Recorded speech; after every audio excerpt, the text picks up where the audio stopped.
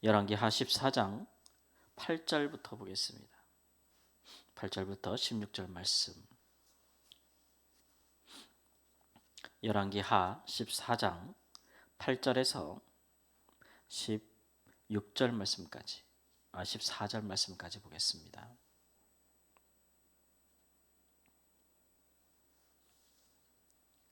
8절 말씀. 아마샤가 예후의 손자 여호아하스의 아들 이스라엘 왕 요아스에게 사자를 보내 이르되 오라 우리가 서로 대면하자 한지라. 이스라엘의 왕 요아스가 유다의 왕 아마샤에게 사람을 보내 이르되 레바논 가시나무가 레바논 백향목에게 전가를 보내어 이르기를 내 딸을 내 아들에게 주어 아내로 삼게 하라 하였더니 레바논 들짐승이 지나가다가 그 가시나무를 짓밟았느니라. 내가 에돔을 쳐서 파하였으므로 마음이 교만하였으니 스스로 영광을 삼아 왕궁에나 내 집으로 돌아가라. 어찌하여 화를 자취하여 너와 유다가 함께 망하고자 하느냐 하나. 아마샤가 듣지 아니하므로 이스라엘의 왕 요아스가 올라와서 그와 유다의 왕 아마샤가 유다의 벳세메스에서 대면하였더니 유다가 이스라엘 앞에서 패하여 각기 장막으로 도망한지라. 이스라엘 왕 요아스가 벳세메스에서 아하시아의 손자 요아스의 아들 유다 왕 아마샤를 사로잡고 예루살렘에 이르러 예루살렘 성벽을 에브라임 문에서부터 성 모퉁이 문까지 400규빗을 헐고 또 여호와의 성전과 왕국 곳간에 있는 금 은과 모든 기명을 탈취하고 또 사람을 볼모로 잡고서 사마리아로 들어갔더라. 16절까지 하겠습니다. 여호와스의 남은 사적과 그의 업적과 또 유다 왕과 유다의 왕 아마샤와 싸운 일은 이스라엘 왕 역대 지략에 기록되지 아니하였느냐. 요아스가 그의 조상들과 함께 잠에 이스라엘 왕들과 사마리아에 함께 장사되고 그의 아들 여로보암이 대신하여 왕이 되니라. 아멘. 유다의 왕 아마샤가 이제 북이스라엘 왕 요아스에게 오라 우리 서로 대면하자라고 했습니다. 이 대면하자라는 얘기는 이제 싸우자는 얘기예요. 전쟁을 벌이자라고 이제 이야기한 것이죠. 이 일에 대해서 북이스라엘 왕 이제 요아스가 네가 교만하여져서 어찌하여 내게 전쟁을 하려고 하느냐. 너와 내 유다가 다 망할 것이다. 경고하죠. 또 이럴 때 이제 우화 이야기를 합니다. 레바논의 가시나무가 레바논 백향목 좋은 나무죠. 그런 나무를 향하여 이제 내 딸을 내게 아들로 주라라고 말도 안 되는 제안을 하니까 강요를 하니까 지나가던 들짐승이 가시나무를 짓밟아 버렸다. 이렇게 이제 그런 사례를 들어가면서 지금 네가 내게 교만하여져서 나와 함께 전쟁을 하고자 하느냐 너는 망할 것이다 이런 얘기죠. 지금 유다 왕 그 아마샤는 에돔과의 전쟁에서 승리한 직후였습니다. 전에 에돔이 유다가 강성할 때는 에돔이 그 남유다의 수하에 있었거든요. 근데 지금은 벗어나서 배반하였기 때문에 자기 세력이 강하여지니까 다시 이제 에돔을 정벌했던 것이죠. 그리고 나서는 이제 북이스라엘과 함께 전쟁을 대하여 또 전쟁을 하고자 했던 것입니다.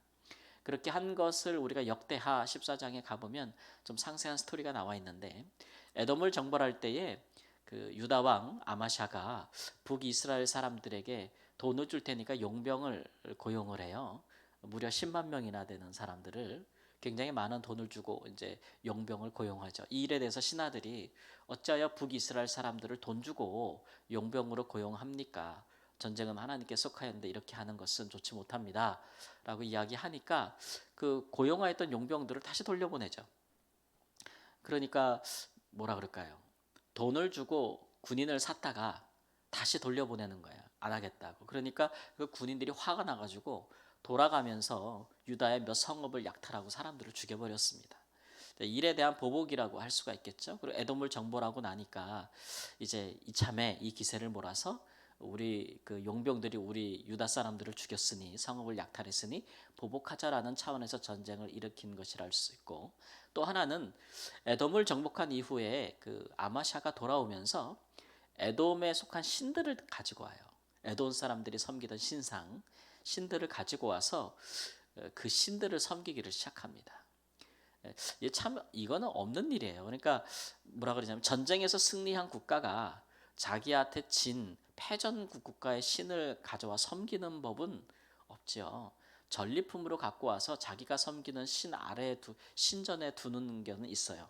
승리를 맛보기 위해서 전리품으로 갖고 와서 하는 적은 있어도 그것을 자기 신으로 섬기는 예는 없는데 아마샤는 그렇게 했어요. 그래서 하나님의 사람 선지자가 가서 어찌하여 왕께서 이런 일을 행하느냐라고 이제 경고하자 아마샤가 전쟁에서 승리한 직후라 오늘 북이스라엘 요아스의 말처럼 굉장히 교만해진 상태여서 그 선지자에게 너 맞을래? 너 죽을래? 네가 왕의 모사냐? 네가 내 조언자냐? 그러면서 선지자를 죽이려 해요. 그래서 선지자가 그것을 보고 왕이 더 이상 듣지 아니하는 것을 보고 이제 이 왕은 망하겠구나라는 생각을 했다는 것이죠. 오늘 말씀에도 보면 북이스라엘 왕이 어찌하여 나와 전쟁을 하려느냐? 네가 교만해져서 그런 것이 아니냐라고 말하여도 이제 아마샤가 듣지 아니하였다라고 했습니다. 그리고서는 전쟁을 했는데 결국 누가 이겼어요? 북이스라엘 왕이 이겼어요. 그래가지고 이 유다 왕 아마샤를 포로로 잡고 예루살렘까지 가가지고 예루살렘 성벽을 많이 허물고 또 성전에 있는 모든 기명과 좋은 것들을 다 뺏어가고 그래서 나라가 이제 망할 지경이 된 것이죠. 그렇게 아마샤는 그렇게 이제 그의 국군이 통치권이 약화되었다라는 것으로 마무리되고 있습니다. 이 이야기를 보면서 우리가 이제 여러 가지로 생각하게 되는데 첫째는 무엇보다도 이제 그 아마샤가 듣지 아니하였다라고 하는 것이죠. 처음 에돔과 전쟁할 때에도 용병을 쓰는 일에 대해서 듣지 아니하였다. 신하들의 말을 듣지 아니하고 강행하다가 나중에 물론이 그 일에 대한 이제 여파가 심하게 온 것이고 또 북이스라엘과 전쟁할 때에도 그가 듣지 아니하였다. 이스라엘 왕 왜 자꾸 싸우려고 해요? 하나님께서는 남과 북이 싸우는 걸 원치 않으시잖아요. 북이스라엘과 남유다가 전쟁하는 걸 원치 않으시고 또 왕의 그 규례에 보면은 전쟁을 일삼지 말라고 했거든요. 율법이라는 게 그렇습니다.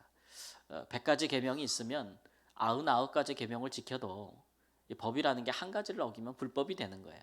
그렇죠? 그러면 그 불법에 대한 처벌을 받지 않겠습니까? 우리나라에도 여러 법이 있는데 우리가 보통 살아가면서 법을 다 지키죠. 법을 다 지켜요. 근데 우리가 어떤 법을 안 지켰어요. 그래서 그 일 때문에 문제가 생기면 그 일에 대한 그 불법에 대한 처벌을 받아요, 안 받아요? 받죠. 그동안 법을 하나도 잘 지켰는데 이 법을 안 지켰어도 그동안 다른 법을 지켰으니 이 법에 불법을 행한 거는 못 본 척 하겠습니다라고 하지 않는다고요. 법이라는 건 그래요. 그러니 일반 백성도 그러한데 왕은 더하죠. 더구나 왕이 결정하는 것은 그 나라의 국운과 그 나라의 명운을 결정하는 거 아니겠습니까? 그러니 하나님께서 왕은 전쟁을 일삼지 말라 하셨는데 그렇게 외국 용병까지 사다가 또 대거 국고를 탕진하고 뿐만 아니라 이제 북이스라엘과 전쟁하고 그들의 신을 가져다가 섬기고 또 그 마음이 교만하여져서 듣지 아니하는 그런 마음으로 행한 일로 인하여서 결국은 그 자신과 그 나라 전체가 고통에 빠지는 일들을 우리가 보게 되는 것이죠. 중요한 것은 어떤 책임을 맡은 사람 혹은 어떤 지위에 있는 사람일수록 듣기를 잘 해야 돼요. 백성들의 말을 듣지 않고 신하들의 말을 듣지 않는 거. 자기의 고집을 세우고 그 다른 사람의 지혜로운 조언, 충언을 듣지 않는 거. 특히 이제 아마샤처럼 선지자의 조언을 듣지 않는 것. 이런 것들이 결국 그를 망하게 하는 것이라고 할 수가 있겠습니다.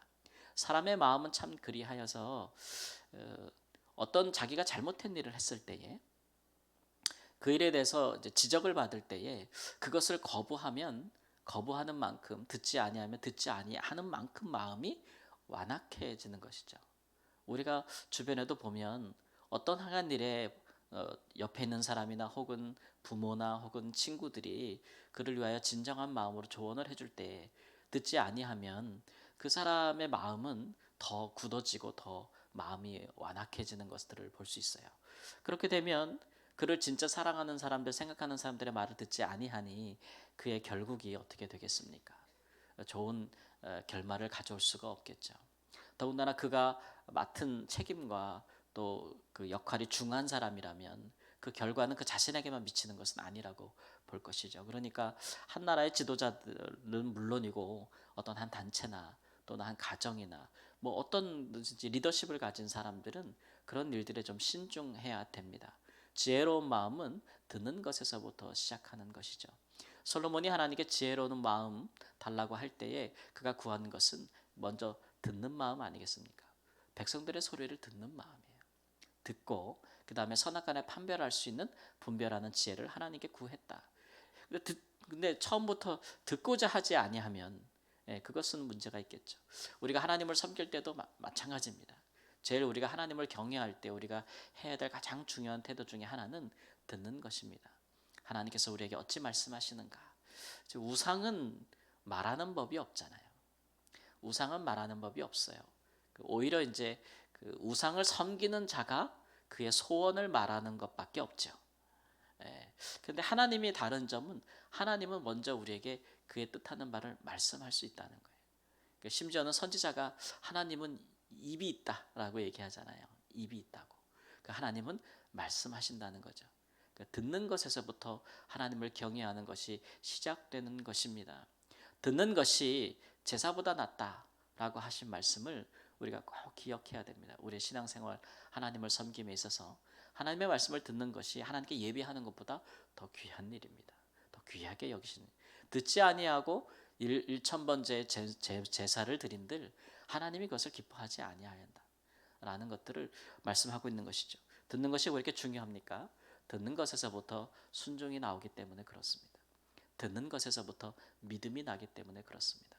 그러니까 우리는 항상 하나님 앞에나 사람 앞에 듣는 일들을 잘하여서 그 일로 신중히 생각하고 항상 온전한 길을 가실 수 있기를, 올바른 길을 가를 수 있기를 우리 주 예수님의 이름으로 축원합니다. 아멘.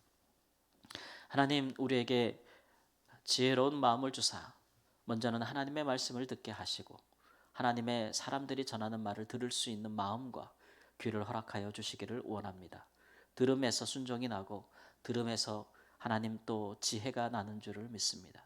그렇게 항상 우리에게 주어진 올바른 온전한 길을 가게 하시고 무엇보다도 하나님의 말씀이 우리에게 들려질 때에 성령께서 우리에게 말씀하실 때 우리 주님께서 우리에게 하나님 음성으로 또 말씀하실 때 잘 듣고 그 길을 따라 복된 길을 갈 수 있도록 인도하여 주시옵시고 우리의 이러한 믿음의 행보가 우리 자신뿐만 아니라 우리와 함께하는 자들을 올바른 길로 인도할 수 있는 옳은 길로 인도할 수 있도록 주님 인도하여 주옵소서. 하나님 믿음으로 또 하나님 순종함으로 하나님을 기쁘시게 하고 우리의 삶에 풍성한 하나님이 복되다 하시는 귀한 삶의 열매들을 맺을 수 있도록 인도하여 주시기를 원합니다. 여러 경로를 통하여서 여러 하나님의 온전한 사람들을 통하여 우리에게 주시는 주의 귀한 말씀과 교훈을 듣는 여러 경로들을 주께서 우리에게 허락해 주시기를 주님 앞에 기도합니다. 말씀을 듣는 경로가 막히지 아니하도록 인도하여 주시고 이 시대에 온전한 올바른 하나님의 말씀을 전하는 하나님의 사람들이 곳곳에서 일어나 하나님의 백성들을 섬기며 그들을 하나님 바른 길로 인도하는 목자들이 될 수 있도록 은혜와 자비를 베풀어 주옵소서. 존귀하신 예수님의 이름으로 기도합니다. 아멘.